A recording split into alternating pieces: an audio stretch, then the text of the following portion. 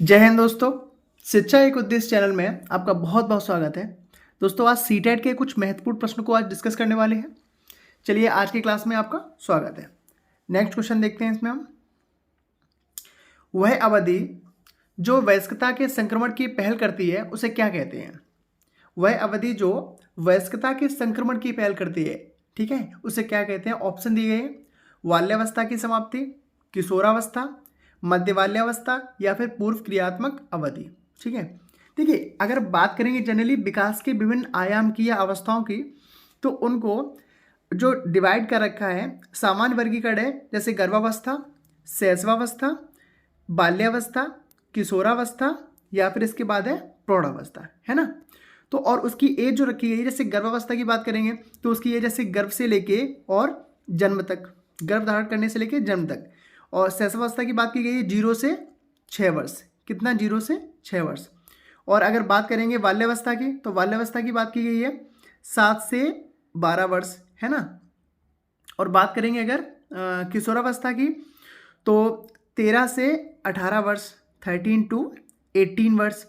और बात करेंगे प्रौढ़ावस्था, तो 19 से लेकर और 19 के बाद की जो एज है उसको क्या बोला गया है? प्रौढ़ावस्था। ठीक है, तो यहाँ पर बात की जा रही है कि वयस्कता के संक्रमण की पहल करना, ठीक है, यानी वयस्कता जहाँ से स्टार्ट होती है ऐसा। ठीक है, तो इसके लिए इसका राइट आंसर हो जाएगा कौन सा? किशोरावस्था। ठीक है, यानी बाल्यावस्था के समाप्ति के बाद जो किशोरावस्था की स्टार्टिंग है ना, वही क्या है? वयस्कता के संक्रमण की भी पहल करती है। वही अवस्था है जहाँ से वयस्कता क्या होती है, एक तरह से स्टार्ट होती है। ठीक है, चलिए नेक्स्ट क्वेश्चन देखेंगे। एक प्रारंभिक कक्षा कक्ष में एक बालक या बालिका अपने साथ जो अनुभव लाते या लाती है, ऑप्शन दिए गए हैं, उन्हें शामिल कर उनका संचय करना चाहिए, या फिर नेक्स्ट ऑप्शन है उन्हें अस्वीकार करना चाहिए, या फिर उनकी उपेक्षा करनी चाहिए, या नेक्स्ट ऑप्शन है उन पर ध्यान नहीं देना चाहिए। तो देखिए बात करेंगे जैसे उन पर ध्यान नहीं देना चाहिए, गलत है, क्योंकि ध्यान देना ही तो बहुत इंपॉर्टेंट है। उपेक्षा नहीं कर सकते, उपेक्षा उनकी। अस्वीकार बिल्कुल गलत है। तो इसका राइट आंसर हो जाएगा ऑप्शन नंबर फर्स्ट, यानी उन्हें शामिल कर उनका संचय करना चाहिए। देखिए जो भी बालक बालिका अपने अनुभव लेके आते हैं, ठीक है, वो बेहद इंपॉर्टेंट होते हैं, क्योंकि उनके द्वारा उनकी समझ से जो चीज़ें उनके माइंड में उन्होंने अपनी बना रखी हैं, जिस तरीके से अपनी सोच को बना रखी है, हमें उसको नेग्लेक्ट नहीं करना है, ना ही उसको गलत बताना है। हो सकता है कि थोड़ा बहुत अलग हो भी, तब भी उसे सही डायरेक्शन दे के उसको आगे बढ़ाना है। ठीक है, जिससे कि वे अपनी सोच को ना हीन भावना के तरीके से ना देखें। ठीक है, चलिए तो इसका राइट आंसर हो जाएगा क्वेश्चन नंबर 2 का ऑप्शन नंबर फर्स्ट, यानी कि जो अपने अनुभव लेके आते हैं उन्हें शामिल कर उनका संचय करना चाहिए। नेक्स्ट क्वेश्चन देखेंगे। एक अध्यापिका कक्षा में कई खिलौने व चमकीली वस्तुएं साथ में लेकर कक्षा में प्रवेश करती है। ठीक है, एक अध्यापिका है, वो क्या कर रही है? बहुत सारे खिलौने हैं ना, और उनको लेके आ रही है। ठीक है, अब बात करेंगे, संभव है कि वह जिस आयु वर्ग के विद्यार्थियों को पढ़ाती है वह आयु वर्ग है। ऑप्शन दिए गए हैं, शिशु अवस्था, पूर्व बाल्यावस्था, उत्तर बाल्यावस्था या फिर किशोर अवस्था। बताइए क्या हो जाएगा इसका आंसर। तो देखिए बात की जा रही है किसकी? बात की जा रही है कि यानी कि वो कुछ खिलौने, चमकीली वस्तुएं, तो ये खिलाने के लिए क्या आ रही है ना, ये क्या कर रही है? इनको खिलाने के लिए। ठीक है ना। तो यहाँ पे समझेंगे, देखिए जो यहाँ पे बात की जा रही है, जैसे शिशु अवस्था जो है ना, अब जैसे हरलोक ही ले लेते हैं। ठीक है, तो शिशु अवस्था इन्होंने जो माना है वो माना है जन्म से लेके, और लगभग कितना शिशु अवस्था को माना है? जन्म से लेकर उन्होंने माना है, जैसे देखो जनरली हम करते हैं 6 वर्ष, है ना, लेकिन शैशवावस्था को जैसे रॉस ने माना है 1 से 3 वर्ष, हरलोक ने माना है 2 वर्ष, इस तरीके से। अब इसके बाद बात की गई है पूर्व बाल्यावस्था, बात की गई है, तो पूर्व बाल्यावस्था की जो एज मानी गई है वो है 3 वर्ष से 6 वर्ष तक। ठीक है कि नहीं है? और उत्तर बाल्यावस्था यानी 7 से 12 वर्ष, ये हरलॉक ने माना है, लेकिन रॉस का यहाँ पे अलग है। रॉस ने पूर्व बाल्यावस्था को 3 से 6 वर्ष माना है और उत्तर बाल्यावस्था को 6 से 12 वर्ष माना है, इस तरीके से, है ना। तो कुल मिलाकर अगर हम देखेंगे कि भाई जो खिलौनों की खेलने की जो आयु है ना वो कौन सी है। ऑप्शन नंबर इसमें आ जाएगा आपका ऑप्शन नंबर 2, यानी पूर्व बाल्यावस्था ही तो है, जो स्टार्ट होती है 3 साल से, ठीक है, या फिर 2 साल से स्टार्ट होती है ना। तो इसको समझेंगे हम कि पूर्व बाल्यावस्था ही वो एज है जहाँ पर बच्चों को खिलाया जाता है, ठीक है, और खेल में उनका खेल खेल के साथ में उनको पढ़ाया जाता है और उनका विकास किया जाता है, ठीक है कि नहीं है। तो हम ये समझ सकते हैं, क्योंकि उत्तर बाल्यावस्था में कहीं ना कहीं बच्चे बड़े होते हैं, हो चुके होते हैं, ठीक है कि नहीं है, 6 साल या उससे बाद। तो उसमें हम समझ जाते हैं कि भाई क्लास जैसे फर्स्ट में देखा भी होगा, जब बच्चे एडमिशन ले लेते हो तो फिर वो खिलौनों की एज नहीं रहती, तो वो तो ये नर्सरी और यूकेजी इन सब में थोड़ा बहुत खिलौने वगैरह उनको दे दिए जाते हैं, बस इनसे खेलते हैं, ठीक है। नेक्स्ट क्वेश्चन देखते हैं, निम्नलिखित में से कौन से सिद्धांत का प्रतिपादन फ्राइड के द्वारा किया गया है। ऑप्शन दिए गए हैं, संज्ञानात्मक सिद्धांत, मनोसामाजिक सिद्धांत, उद्दीपक अनुक्रिया का सिद्धांत, या फिर मनोविश्लेषण सिद्धांत। बताइए जरा क्या है इसका।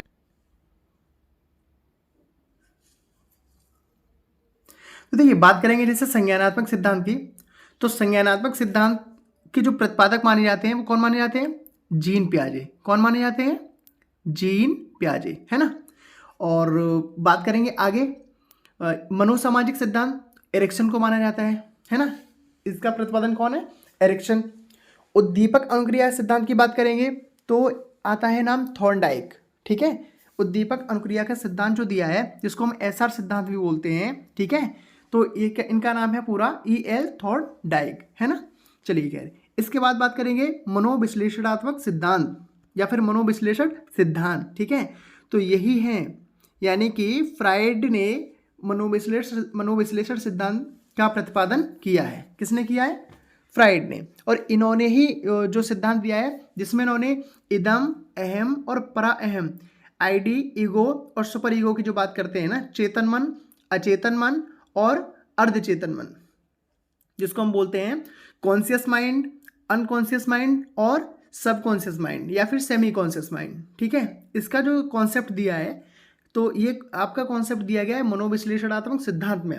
और इसके प्रतिपादन कौन है, इसका प्रतिपादन किसने किया है, तो फ्राइड ने किया है। किसने किया है, सिगमंड फ्राइड, ठीक है। तो क्वेश्चन नंबर 4 का ऑप्शन हो जाएगा 4।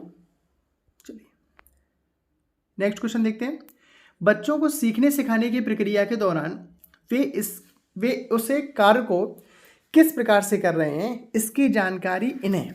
ऑप्शन दिए गए हैं, कार्य समाप्त होने के पश्चात दी जानी चाहिए, कार्य करते समय सतत रूप से दी जानी चाहिए, या फिर कार्य के बीच में एक बार ही दी जानी चाहिए, या फिर इसकी कोई आवश्यकता नहीं है।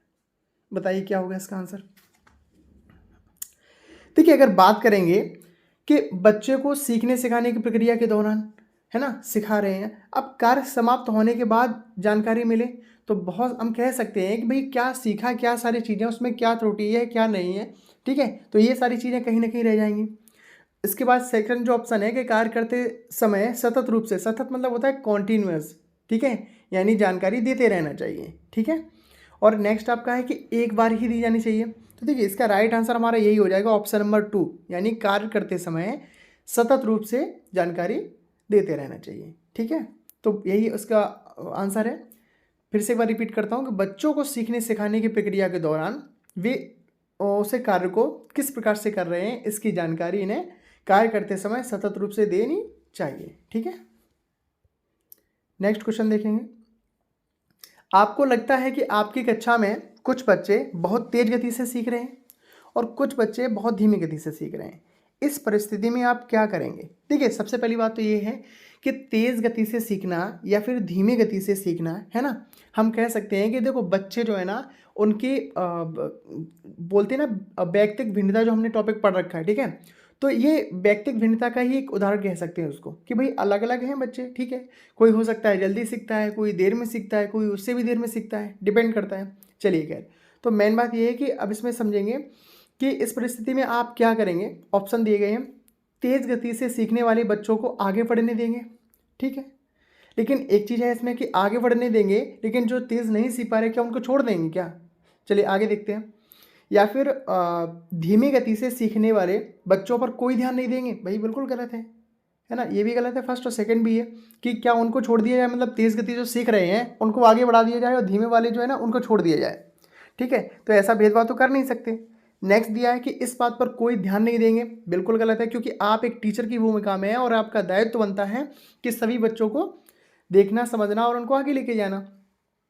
नेक्स्ट दिया है तेज गति से सीखने वाले बच्चों की सहायता धीमी गति से सीखने वाले बच्चों को सिखाने हेतु लेंगे। बिल्कुल, इससे क्या है कि क्लास का जो एक माहौल बनेगा, एक परिवेश बनेगा, वो एक समृद्धशाली होगा, है ना, जिससे कि सारे के सारे बच्चे का कहीं ना कहीं आगे ग्रोथ करेंगे, ठीक है। तो ऑप्शन नंबर 4 इसका क्या है, राइट आंसर है। यानी कि तेज गति से सीखने वाले बच्चों की सहायता धीमी गति से सीखने वाले बच्चों को सिखाने हेतु लेंगे, ठीक है। नेक्स्ट क्वेश्चन है कक्षा कक्ष का वातावरण होना चाहिए। ऑप्शन दिए गए हैं शांति प्रिय, ठीक है, शांति प्रिय होना चाहिए। शोरगुल से भरा हुआ, ये तो बिल्कुल ही गलत है। अनुशासन से पूर्ण होना चाहिए, ठीक है, ये भी सही है। या फिर मित्रतापूर्ण होना चाहिए। देखिए ऑप्शन के फॉर्म में हम देखें शांति प्रिय होना चाहिए, सही है। अनुशासन से पूर्ण होना चाहिए, ये भी सही है। लेकिन इन सब में जो सबसे बेस्ट ऑप्शन है वो है मित्रतापूर्ण, ठीक है।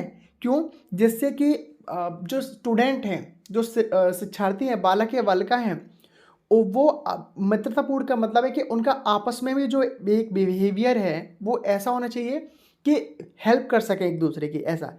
और टीचर से जो उनका एक कन्वर्सेशन है, बातचीत है, इस तरीके से हो कि उनको डर या झिझक ना लगे किसी भी क्वेश्चन को पूछने में, किसी भी टॉपिक पर बात करने में, है ना। इस तरह से कहीं ना कहीं सामंजस्यपूर्ण व्यवहार होना चाहिए। चलिए, तो इसके लिए क्वेश्चन नंबर 7 का राइट आंसर हो जाएगा ऑप्शन नंबर 4, मित्रतापूर्ण। नेक्स्ट क्वेश्चन है बच्चे फिल्मों में दिखाई गई हिंसात्मक व्यवहार को सीख सकते हैं।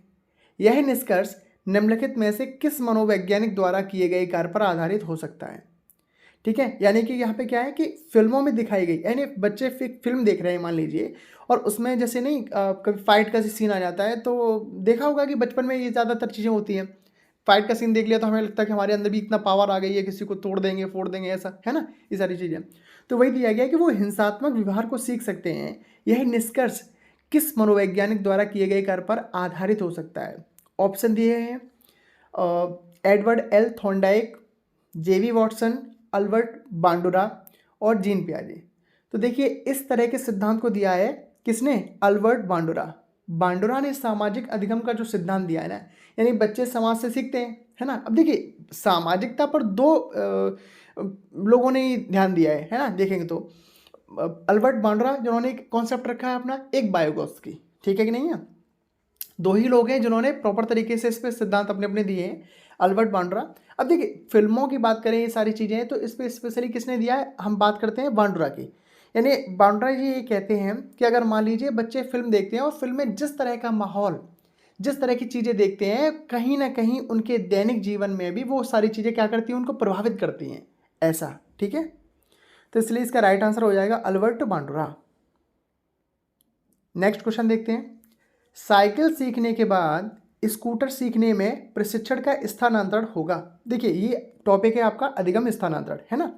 चलिए बात करते हैं। अब देखिए अधिगम स्थानांतरण में जनरली इनको तीन पार्ट में डिवाइड किया गया है, जैसे कि धनात्मक स्थानांतरण, ऋणात्मक स्थानांतरण और शून्य स्थानांतरण। मैं थोड़ा कॉन्सेप्ट क्लियर कर देता हूँ आपके लिए।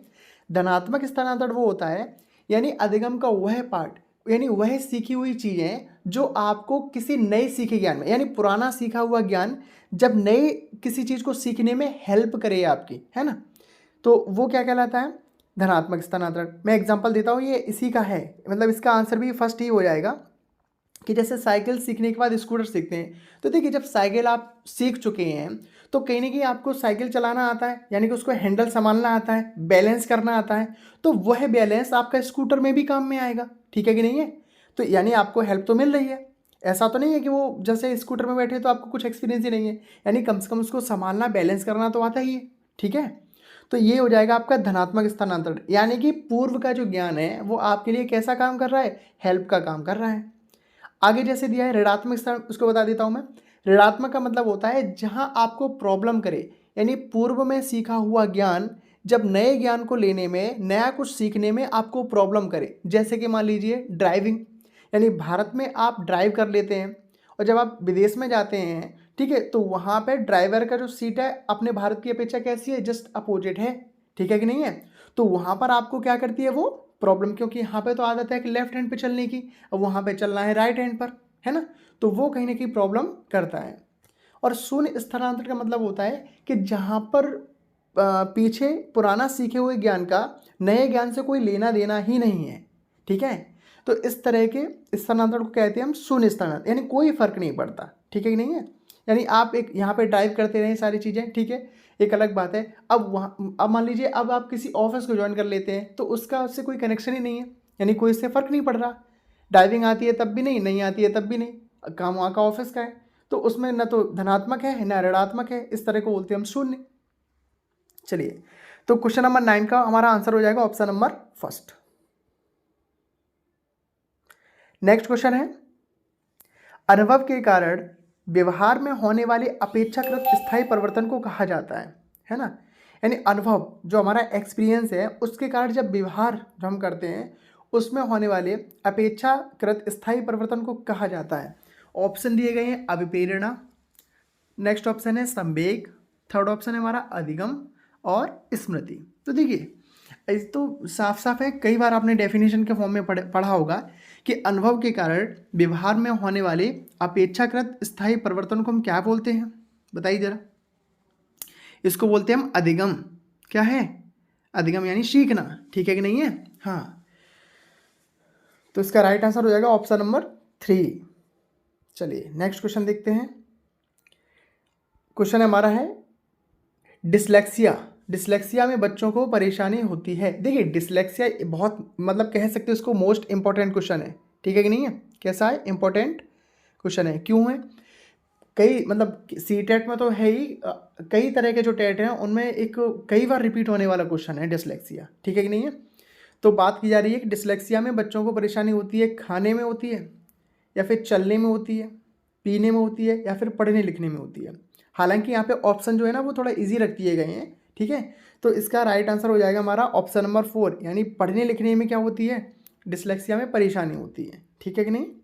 और चलिए खैर नेक्स्ट देखते हैं। और इस तरह के अवधान जो है ना कई, डिस्ग्राफिया, डिस्कैलकुलिया, डिसलेक्सिया, है ना, और ADHD, इस तरह के कई सारे अवधान हैं। चलिए हम किसी दिन इस पर एक टॉपिक बना के फिर हम लोग इसको डिस्कस करेंगे, ठीक है।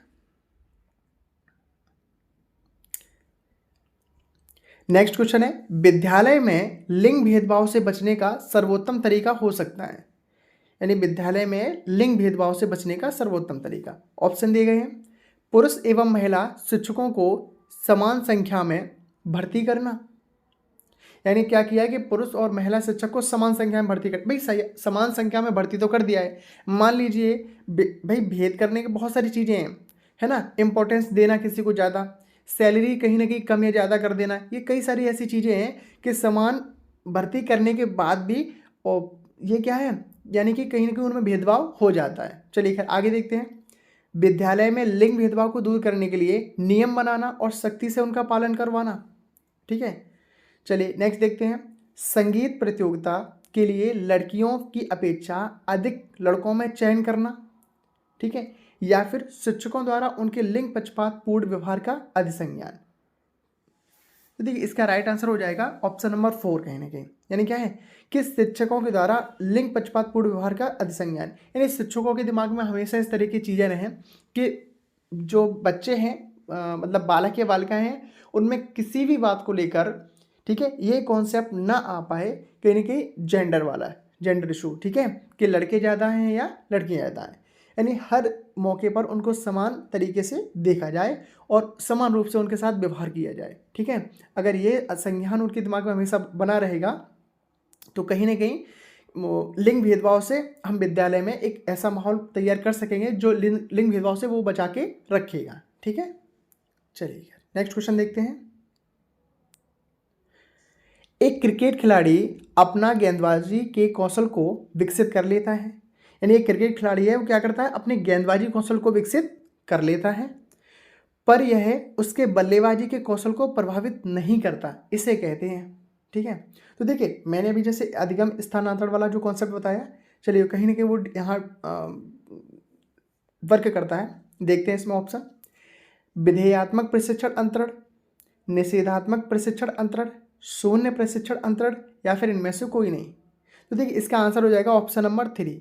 अभी मैंने आपको बताया था कि जब कोई, अब देखिए इसमें बात की जा रही है क्रिकेट खिलाड़ी की, और वो भी उसने क्या कर लिया है, गेंदबाजी को कौशल सीख लिया, यानी उसको गेंदबाजी करने से बहुत अच्छी आती है ना, लेकिन यह उसके बल्लेबाजी के कौशल को प्रभावित नहीं करता, क्योंकि दोनों अलग अलग चीज़ें हैं।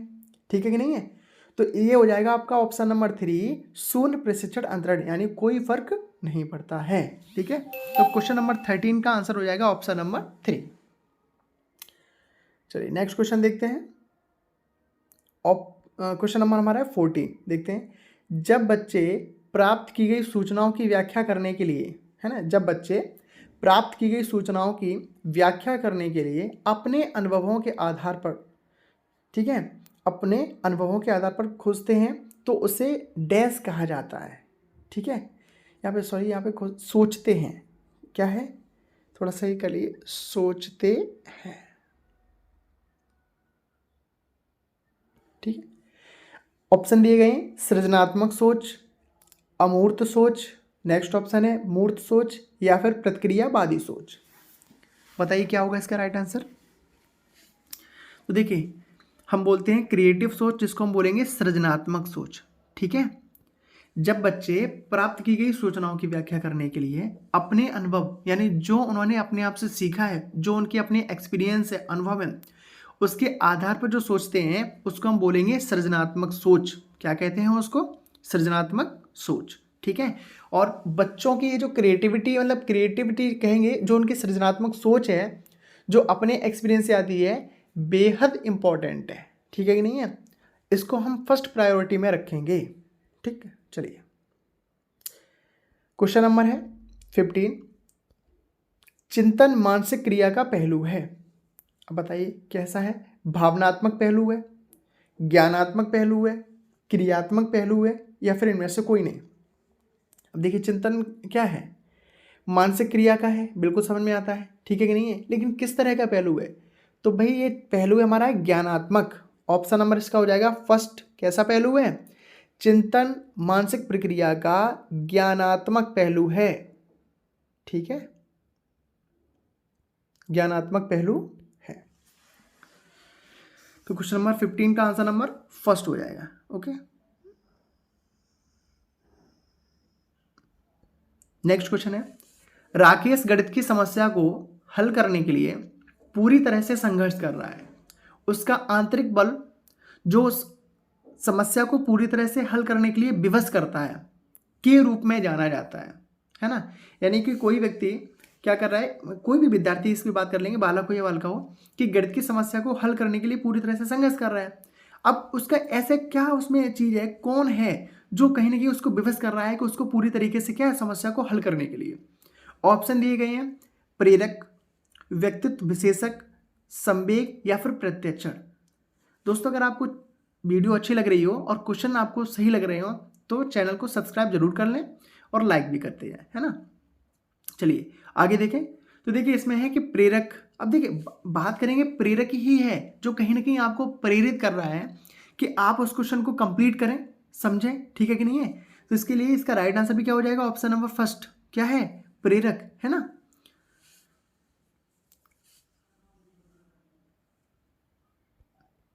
नेक्स्ट क्वेश्चन है हमारा, मैंने एक बच्चे को अवधारणा समझने का प्रयास किया पर वह इसे नहीं समझ पाया। ठीक है, मैंने एक बच्चे को अवधारणा समझाने का क्या किया, प्रयास किया, परंतु वह उसे नहीं समझ पाया। कुछ वर्षों बाद जब इस बच्चे को इस अवधारणा को समझाने का फिर से प्रयास किया गया तो वह बच्चा तुरंत समझ गया।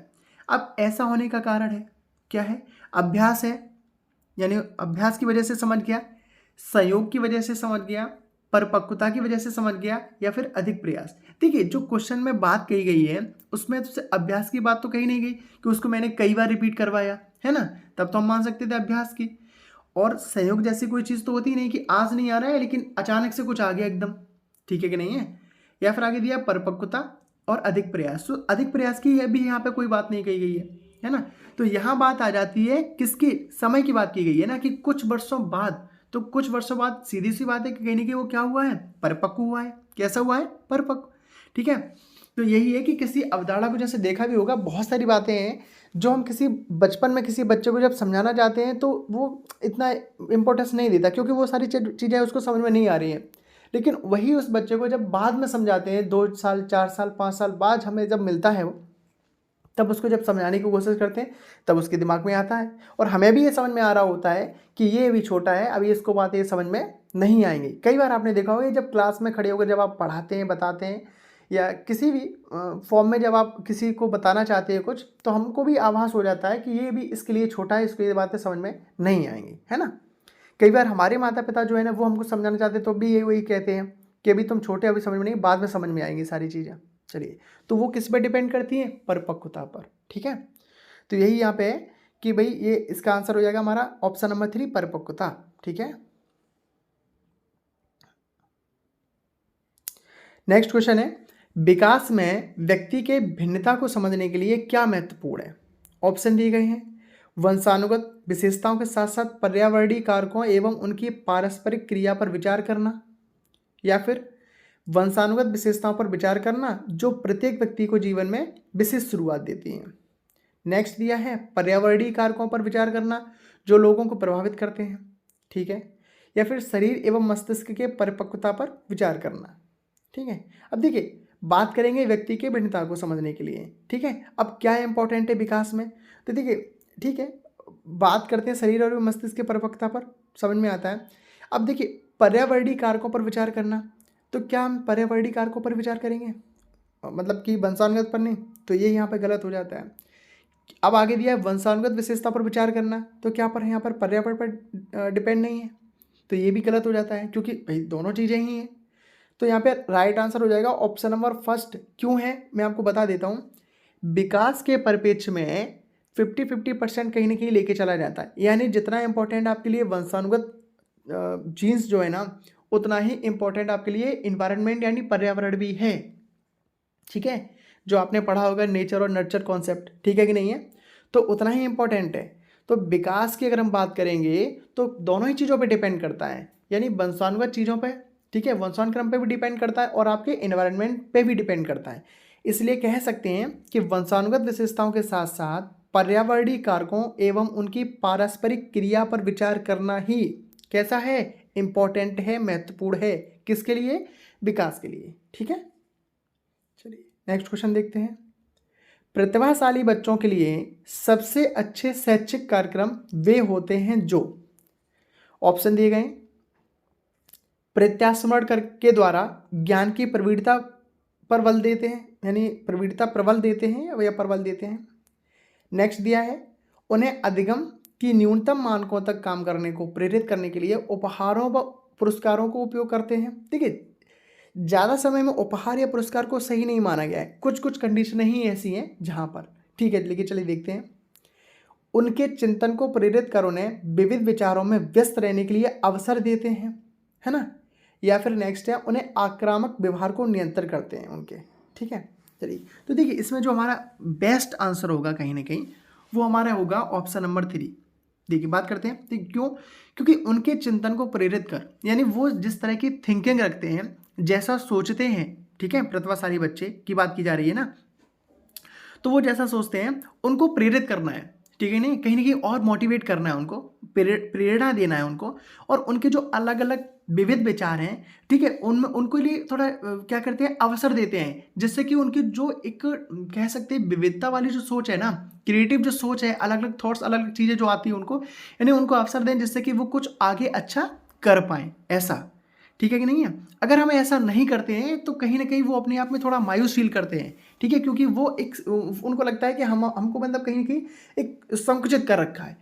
ठीक है, तो जब क्योंकि प्रतिभाशाली बच्चे हैं, उनकी थिंकिंग है कि भाई ज़्यादा से ज़्यादा सोचना है इस टॉपिक पे, इस तरह से आपने भी देखा होगा कई बार, जैसे कि कुछ बच्चे ऐसे हैं जो एक आंसर में मतलब वो निकाल के रखेंगे कि सर इसको ऐसे क्यों नहीं कर सकते, या मैम इसको ऐसे क्यों नहीं कर सकते, इसको ऐसे क्यों नहीं कर सकते, तो कई तरह से चीज़ें उनके दिमाग में आती रहती हैं। ठीक है कि नहीं है, तो हमें उनके प्रॉपर क्या देना पड़ेगा, अवसर देना पड़ेगा, जिससे कि वो अपने चीज़ों को बेहतर तरीके से और रिप्रेजेंट कर पाए।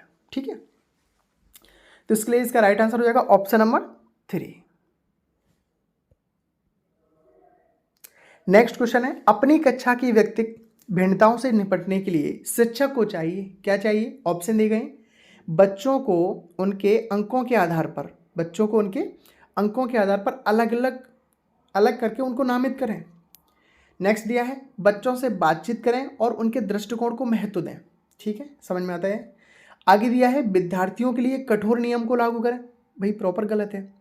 या फिर शिक्षक और आकलन के समान और मानक तरीके हो। ठीक है, तो देखिए यहाँ पर अगर बात करेंगे क्वेश्चन नंबर 20 की, तो यहाँ पर राइट आंसर हो जाएगा कि बच्चों से बातचीत करें और उनके दृष्टिकोण को महत्व दें। यानी जो उनका एक थ्योरी है, जो उनका कॉन्सेप्ट है, जो उनकी थिंकिंग है, उसको क्या करें, हम इंपॉर्टेंस दें।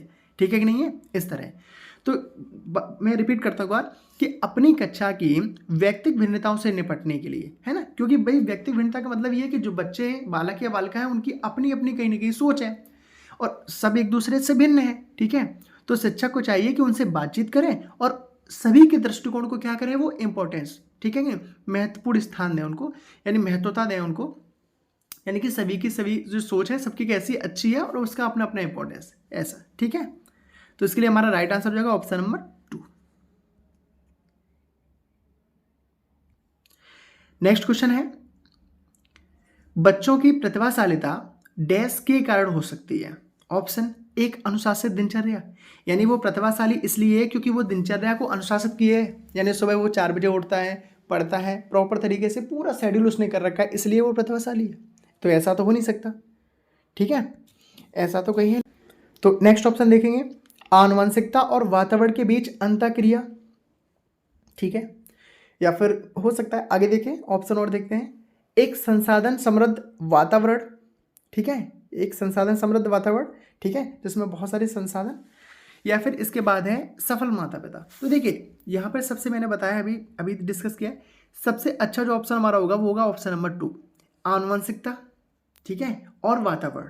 ठीक है कि नहीं है, यानी आपका जो जेनेटिक और इन्वायरमेंट कह सकते हैं उनके बीच की जो अंतःक्रिया है ना, यही कारण होता है क्या, बच्चों की प्रतिभाशालिता का। ठीक है, जैसे कि बहुत सारे देखे होंगे, यानी जिनके मान लीजिए गार्जियन जिनके जैसे किसी चीज़ में बहुत परफेक्ट है, तो पॉसिबिलिटी है कि बच्चे भी परफेक्ट हो, पॉसिबिलिटी है, 100% श्योरिटी नहीं होती कभी। ठीक है, या फिर कई बार ऐसा होता है कि माता पिता इतना किसी चीज़ में परफेक्ट नहीं है, लेकिन बच्चों को इन्वायरमेंट इस तरीके से मिल गया है जिससे कि वो उसमें परफेक्ट बन सकते हैं। तो हम कह सकते हैं कि कहीं ना कहीं आनुवंशिकता और वातावरण के बीच की जो एक अंतःक्रिया है ना, ठीक है, वही क्या है, बच्चों के लिए प्रतिभाशालिता का काम करती है। ठीक है, चलिए नेक्स्ट क्वेश्चन है, अति संवेदनशील बच्चों को सिखाने में, यहाँ पे देखिए इस पॉइंट को मैं थोड़ा नोट करना पड़ेगा, अति संवेदनशील। ठीक है, अति संवेदनशील बच्चों को सिखाने में मदद करने के लिए निम्नलिखित में से कौन सा तरीका उपयुक्त तरीका नहीं है। देखिए बहुत सारे बच्चों का ये गलत हो जाता है, नहीं के चक्कर में, नहीं तो फटाफट पढ़ देते हैं और ऑप्शन में जो ऑप्शन सही है उसको फटाफट से टिक कर दिया। ठीक है, और बाद में नंबर कट जाते हैं। तो ध्यान देना पड़ेगा, नहीं को हमेशा क्या करना है, एक तरीके से अंडरलाइन करना है, मतलब सोच के चलना है कि नहीं दिया है स्पेशल फटाफट, है ना। चलिए, कि बेचैन होने पर अक्सर उन्हें फटकार लगाना। नेक्स्ट दिया है, एक कार्य को छोटे व प्रबंधनीय खंडों में तोड़ना, या फिर अधिगम के वैकल्पिक तरीकों की पेशकश करना, या फिर उनके दैनिक कार्यक्रम में शारीरिक गतिविधि का समावेश करना। तो देखिए हम बात करेंगे उनको सिखाने के लिए, तो ये सारी चीज़ें तो सही हैं, यानी कि उनके जैसे बात करेंगे उनके दैनिक कार्यक्रम में शारीरिक गतिविधि का समावेश अच्छा है, अधिगम के दौरान वैकल्पिक तरीके ये भी अच्छा है, एक कार्य को छोटे छोटे प्रबंधनीय खंडों में तोड़ना ये भी अच्छा है, लेकिन बेचैन होने पर अक्सर उन्हें फटकार लगा देना ये अच्छा नहीं है। तो ऑप्शन में दिया है यहाँ पे क्या, कि कौन सा उपयुक्त तरीका नहीं है, तो यही है ऑप्शन फर्स्ट, यहाँ पे उपयुक्त तरीका नहीं है। ठीक है, तो इससे हमें बचना होगा, बाकी सेकंड थर्ड फोर्थ अप्लाई कर सकते हैं, लेकिन इससे बचना होगा, यानी डांट फटकार उनको ऐसे नहीं लगानी है। तो क्वेश्चन नंबर 22 का हमारा ऑप्शन नंबर फर्स्ट आंसर हो जाएगा। नेक्स्ट दिया है, बाल विकास का अध्ययन क्षेत्र, है ना। देखिए मैं एक बार फिर से रिपीट करता हूँ, भाई आपको अगर चैनल अच्छा लग रहा हो, वीडियो अच्छी लगी हो, क्वेश्चन आपको अच्छे लगे हो, तो चैनल को सब्सक्राइब जरूर कर लें, जिससे कि वीडियोस आप तक प्रॉपर तरीके से पहुँचती रहे और अलग अलग तरह के इंपॉर्टेंट क्वेश्चन आपको मिल पाएँ, जिससे कि आप सीटेट में बेहतर प्रदर्शन कर पाएँ। ठीक है, चलिए देखते हैं, बाल विकास का अध्ययन क्षेत्र है, ऑप्शन दिए गए हैं, बाल विकास के विभिन्न अवस्थाओं का अध्ययन, या फिर वातावरण का बाल विकास पर पड़ने वाले प्रभावों का अध्ययन, या फिर नेक्स्ट दिया है व्यक्तिक विभिन्नताओं का अध्ययन, या लास्ट ऑप्शन दिया हमारा उपरोक्त सभी। तो देखिए बाल विकास की बात करेंगे तो कहीं ना कहीं ये तीनों चीज़ें ही आ जाती हैं, यानी बाल विकास के विभिन्न अवस्थाओं का अध्ययन, चाहे वो शैशवावस्था हो, गर्भावस्था हो, बाल्यावस्था हो, किशोरावस्था हो या प्रौढ़ावस्था, प्रॉपर सभी का अध्ययन करना, या फिर वातावरण का बाल विकास पर पड़ने वाले प्रभावों का अध्ययन, व्यक्तिक विभिन्नताओं का अध्ययन, ये सारी की सारी चीज़ें इंक्लूड हो जाती हैं। इसके लिए हमारे हमारा राइट आंसर क्या हो जाएगा, ऑप्शन नंबर 4 उपर्युक्त सभी। ठीक है, ये सारे के सारे बाल विकास के अध्ययन के क्षेत्र हैं। नेक्स्ट क्वेश्चन है, जो बालक स्कूल के जीवन के मध्य में अपनी आयु स्तर की कक्षा में एक नीचे की कक्षा का कार्य करने में असमर्थ हो। ठीक है, जैसे मान लीजिए कोई क्लास 6 में पढ़ रहा है, ठीक है, और वह क्लास 5th के जो सिलेबस है उसको भी करने में उसको क्या है, परेशानी हो रही है ना। इसलिए दिया है कि जो बालक स्कूल के जीवन के मध्य अपनी आयु स्तर की कक्षा में एक नीचे की कक्षा का कार्य करने में कैसे हैं, असमर्थ हैं। ठीक है, तो वह कैसे हैं, पिछड़ा बालक है, मानसिक रूप से मंद बालक है, समस्यात्मक बालक है, या फिर मादक द्रव्य का सेवन करने वाला बालक है। तो देखिए इस तरह के हम बच्चों को बोलते हैं कैसा, यानी मानसिक रूप से मंद बालक। ठीक है कि नहीं है, यानी कहीं ना कहीं मानसिक रूप से कैसा है, थोड़ा स्लो है, इसलिए वो चीज़ों को कंप्लीट नहीं कर पा रहा है। ठीक है कि नहीं। नेक्स्ट क्वेश्चन है, शिक्षा का अति महत्वपूर्ण उद्देश्य क्या है। शिक्षा, अब देखिए शिक्षा के परिपेक्ष में सब बहुत सारे थॉट्स बनते हैं। अब चलिए ऑप्शन के अकॉर्डिंग यहाँ पे हम देखते हैं, आजीविका कमाना, पैसा कमाना, या फिर बच्चों का सर्वांगीण विकास। नेक्स्ट ऑप्शन लिखा है जो राइट है, पढ़ना लिखना सीखना, या फिर बौद्ध विकास। देखिए कहीं ना कहीं देखें, बौद्ध विकास बिल्कुल सही है, पढ़ना लिखना सीखना ये भी सही है, आजीविका कमाना ये भी सही है, लेकिन बच्चों के सर्वांगीण विकास में ये सारी की सारी चीज़ें आ जाती हैं। यानी ऑप्शन नंबर जो 2 है ना, उसमें सारी की सारी चीज़ें इंक्लूड है। कैसे देखते हैं, क्योंकि सर्वांगीण विकास में यानी कि वो पढ़ा लिखा भी है, बौद्धिक विकास उसका ठीक है तभी वो पढ़ा लिखा है, और जब अच्छी तरीके से पढ़ा लिखा है तो रुपए तो वो कमा ही लेगा, है ना, सिंपल थॉट है। तो कह सकते हैं कि बच्चों के जो शिक्षा जो है ना, वो बच्चों के सर्वांगीण विकास में कैसा है, इंपॉर्टेंट रोल प्ले करती है। और हम कह सकते हैं कि जीवन को जीने का तरीका ही किससे आता है, शिक्षा से आता है, इसलिए शिक्षा ही सबसे इम्पोर्टेंट है। अगर शिक्षा है तो आप समझिए कि जीवन को किस तरीके से जिया है, सुंदर तरीके से जीने का जो ढंग जो है ना, वो कौन सिखाता है, शिक्षा सिखाती है।